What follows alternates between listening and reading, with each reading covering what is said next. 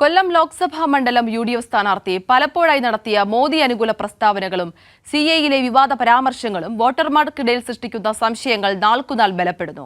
കൊല്ലം bypass ഉദ്ഘാടനത്തിന് പ്രധാനമന്ത്രിയെ കൊല്ലം MP ക്ഷണിച്ചു വരുത്തിയെന്ന ഇടതുമുന്നണി ഉന്നയിച്ച ആരോപണം ശരിവെക്കുന്നതാണ് മോദിയെ പുകഴ്ത്തിയതും BJP സംഘപരിവാറല്ലെന്ന NK പ്രേമചന്ദ്രന്റെ തുടർവാദവും. മോദിയുമായി സദ്യ ഉണ്ട ശേഷം നല്ല അനുഭവമായിരുന്നു ആ കൂടിക്കാഴ്ചയെന്ന് NK പ്രേമചന്ദ്രൻ പിന്നീട് നടത്തിയ പ്രതികരണം. BJP സംഘപരിവാർ അല്ലെന്നും അദ്ദേഹം ന്യായീകരിച്ചു. രാജ്യത്തിൻ്റെ പ്രധാനമന്ത്രി പാർലമെന്റ് സമ്മേളനം നടക്കുന്നതിനിടയിൽ പാർലമെന്റ് മന്ദിരത്തിലെ ഓഫീസിൽ വെച്ച് കാണാൻ ആഗ്രഹിക്കുന്നുവെന്ന് പറയുമ്പോൾ ഒരു MP എന്ന നിലയിൽ പാർലമെന്റ് അംഗമെന്ന നിലയിൽ പോകാതിരിക്കാൻ കഴിയുമോ? അവിടെ ചെന്ന് അദ്ദേഹം ക്യാൻറ്റീനിൽ ചെന്ന് ഭക്ഷണം കഴിക്കാൻ ക്ഷണിക്കുമ്പോൾ ഇല്ല, ഞാൻ രാഷ്ട്രീയമായി നിങ്ങളോട് വിയോജിപ്പുള്ളയാളാണ്, ഒരു കാരണവശാലും ഇതിൽ പങ്കെടുക്കില്ല എന്ന് പറഞ്ഞ് ബഹിഷ്കരിക്കാൻ എൻ്റെ രാഷ്ട്രീയ സംസ്കാരം അനുവദിക്കുന്നില്ല, കേരളത്തിൻ്റെ രാഷ്ട്രീയ സംസ്കാരവും അനുവദിക്കുന്നില്ല എന്നാണ് എൻ്റെ വിശ്വാസം. അവിടെ പരസ്യമായിട്ടാണ് പാർലമെൻറ്റിൻ്റെ ക്യാൻറ്റീനിൽ, ഒന്നാം നിലയിലുള്ള ക്യാൻറ്റീനിൽ അപ്പുറത്തും ഇപ്പുറത്തും ഒക്കെ മറ്റു നിരവധി പാർലമെൻറ്റ് അംഗങ്ങളുണ്ട്, അവിടെ കാര്യങ്ങൾ നടക്കുന്നുണ്ട്. പരസ്യമായി നടത്തിയ ഒരു സൗഹൃദ സംഭാഷണം അല്ലെങ്കിൽ സൗഹൃദ വിരുന്ന് എന്ന് തന്നെ വേണമെങ്കിൽ വിശേഷിപ്പിക്കാം. അവിടെ തീൻമേശയ്ക്ക് അടുത്ത് ചെല്ലുമ്പോൾ നരേന്ദ്രമോദിയുടെ അടുത്തിരുന്ന് ഭക്ഷണം കഴിക്കാൻ തയ്യാറല്ല എന്ന് പറഞ്ഞ് പുറത്തിറങ്ങി പോകാനുള്ള ഒരു ഔചിത്യം, ഒരു സംസ്കാരം എന്നെ സംബന്ധിച്ചിടത്തോളം ഇല്ല, അത് ചെയ്യാനും ആഗ്രഹിക്കുന്നില്ല. കൊല്ലം കുണ്ടറയിൽ മോദിയുടെ റെയിൽവേ മേൽപ്പാല നിർമ്മാണോദ്ഘാടന ചടങ്ങിൽ മോദിയെ NK പ്രേമചന്ദ്രൻ വാനോളം പുകഴ്ത്തി. മോദി ഉദ്ഘാടനം ചെയ്ത പദ്ധതികൾ നടപ്പിലാക്കുമെന്ന് തനിക്ക് ഉറപ്പുണ്ടെന്നും മോദിക്കായി അദ്ദേഹം ഗ്യാരണ്ടിയും നൽകി.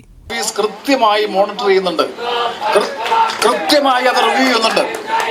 CAA നിയമം അംഗീകരിച്ച സംഭവത്തിൽ രാജ്യത്തെ മതന്യൂനപക്ഷങ്ങൾ ആശങ്കയിലായപ്പോൾ കേരളത്തിൽ പൗരത്വ നിയമം നടപ്പിലാക്കില്ലെന്ന് പറഞ്ഞ മുഖ്യമന്ത്രിയെ തള്ളി ഈ നിയമം നടപ്പിലാക്കാതിരിക്കാൻ ആകില്ലെന്നും ഭരണഘടനാ ബാധ്യതയുണ്ടെന്നും NK പ്രേമചന്ദ്രൻ പറഞ്ഞതും വിവാദമായിരുന്നു. രാജ്യത്ത് പാസ്സാക്കിയിട്ടുള്ളൊരു നിയമം നടപ്പാക്കില്ല എന്നൊക്കെ ഒരു സംസ്ഥാന മുഖ്യമന്ത്രി പറയുമ്പോൾ അതൊക്കെ എത്രമാത്രം പ്രാവർത്തികമാകുമെന്ന് ഭരണഘടനയെക്കുറിച്ച് പഠിച്ചിട്ടുള്ളവർക്കൊക്കെ നന്നായിട്ടറിയാം. അപ്പം അതെല്ലാം കേവലം ഇരട്ടത്താപ്പിൻ്റെ രാഷ്ട്രീയം മാത്രമാണ്. BJP മന്ത്രിമാരുടെ അതേ ഭാഷയിൽ NK പ്രേമചന്ദ്രൻ പ്രതികരിച്ചെന്ന് ഇടതുമുന്നണി ആരോപിച്ച് രംഗത്ത് വന്നിരുന്നു. ചില വോട്ടർമാരും ഈ സംശയം ഉന്നയിച്ചു. മോദിയുമായിട്ട് റിലേഷൻ വളരെ അടുപ്പമാണ്, വളരെ റിലേറ്റഡാണ്. അതുകൊണ്ടാണല്ലോ കൊല്ലത്ത് സ്ഥാനാർത്ഥി പോലും ഇല്ലാത്തത്. കൊല്ലത്തൊരു 0 പോയിന്റിൽ സ്ഥാനാർത്ഥിയെ നിർത്താൻ സാധ്യതയുള്ളതെന്ന് ഞാൻ മനസ്സിലാക്കുന്നത്.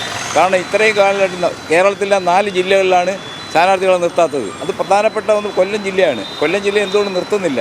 അപ്പം അദ്ദേഹത്തിൻ്റെ സൽക്കാരത്തിൽ പങ്കെടുത്തതിൻ്റെ ഒരു ഭാഗമായിട്ട് തന്നെ നമുക്ക് മനസ്സിലാക്കാം. നമ്മുടെ പ്രധാനമന്ത്രിയുടെ വിരുന്ന് സൽക്കാരത്തിൽ പോവുകയും പിന്നെ അതുപോലെ തന്നെ BJPയോട് കൂറ് പുലർത്തുന്ന ആ ഒരു സ്വഭാവം കാണിക്കുകയും ചെയ്യുന്നത് കൊണ്ട് പിന്നെ ജനങ്ങൾക്ക് ഒരു സംശയമുണ്ട്, വരും കാലങ്ങളിൽ പ്രേമചന്ദ്രൻ BJPയിലേക്ക് പോകുമോ എന്ന്. അങ്ങനെയുള്ള ഒരു വ്യക്തിയെ നമ്മൾ തിരഞ്ഞെടുക്കണോ എന്ന് നമ്മൾ നല്ല രീതിയിൽ ആലോചിക്കണം. അതേസമയം തന്നെ സംഘി എന്ന് ആരോപിക്കുന്ന ഇടതുപക്ഷത്തിന് ജനങ്ങൾ മറുപടി നൽകുമെന്നായിരുന്നു NK പ്രേമചന്ദ്രന്റെ മറുപടി.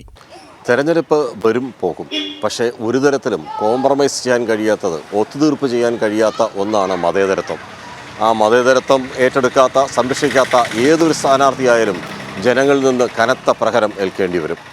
കൊല്ലത്ത് നിന്ന് ക്യാമറാമാൻ അയ്യപ്പദേവിനൊപ്പം രാജ്കുമാർ.